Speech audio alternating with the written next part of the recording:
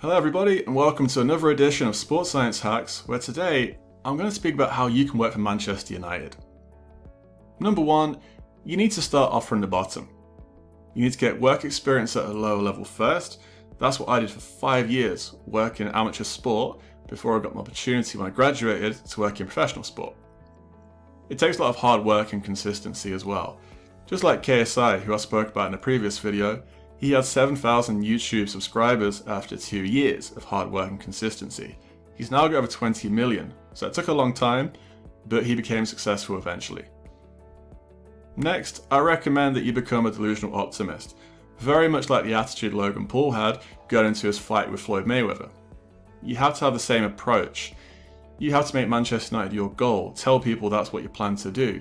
That's everything in your life, you're obsessed with doing that and it's going to happen. But create this plan early, and what you need to do is find out the process in this plan.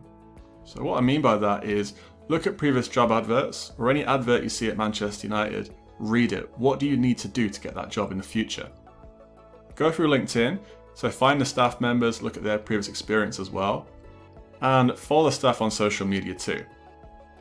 You can see here I've done a video on how to use social media, and this is an example of how not to use it. So there's a few videos on my account about Twitter. I recommend you take a look at it. Number 4, you should find relevant material that's been put out there by the club. For example, previous staff members have done podcasts, have a listen to those. Look at journal articles, any blogs that the staff at the club have been involved with, and YouTube videos. If I were to go on YouTube now and type in Sports Science Manchester United, there's quite a lot of content out there that you can watch, so get a notepad and learn from it.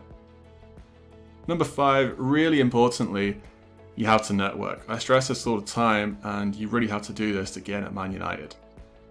So reach out to a staff member. Don't contact everyone that works at the club, you'll start to irritate people. What I recommend you do is find one person that works at the men's team, one at the women's, one at the academy, and message them on LinkedIn or send an email. If you don't get a response within 7 days, send a reminder. After the second one, I just leave it. If you're not sure what to say when it comes to networking, I've got a video here that I sent out to Coventry City many years ago. Take a look at it, put it into your own words. Next, when it comes to networking, you have to keep it up as well. Don't just contact someone once. I see this all the time. You're trying to build a relationship where you can get a job in the future, so contact them frequently. But don't be a stalker either. Don't be getting in touch every single week. Again, that's going to be irritating. What you need to think about is, how often do I do this? And I'd recommend something like 3 or 4 times a season. Give updates on what you've been up to, ask them more questions, just keep that relationship flowing. When's a good time to email though? That's difficult to say, but use common sense. International break, got a couple of weeks off. Not quite off, but the players mostly will be away, so it's a good time to contact the staff. If there's a 1-game week, Saturday to Saturday, there's more chance you get a response compared to a team playing Saturday, Tuesday, Friday, and so on. Also think about results. If a team has just been absolutely pumped, do you really want to email them at that point? You won't get a response. Everyone's going to be really pissed off. Number 7, this is the best bit hopefully, getting some shadowing. You have to be patient now. Don't just send the first message to Man United, big club, saying, oh, when can I come in and shadow? It doesn't work like that. You're going to have to network for a few months. The fact is, United don't let anybody in. So you need to impress when you get the chance, take it with both hands. And finally, number 8, find some common ground with the club. So find out what Manchester United are interested in. My angle would be research. And if you're doing your undergraduate dissertation right now, that can be something to discuss with the club. You could be saying, well, I'm thinking of a study to do. Well, what's your opinion? Try and find something they're interested in. Great way to network. And do football research in general. If you're going to graduate in the next few months, next year, do a master's, do a PhD, do something that's really related to football that they find interesting. For me, I had an opportunity to go to Manchester United to talk about my research of mental fatigue. What happened the day before I was supposed to go to Carrington?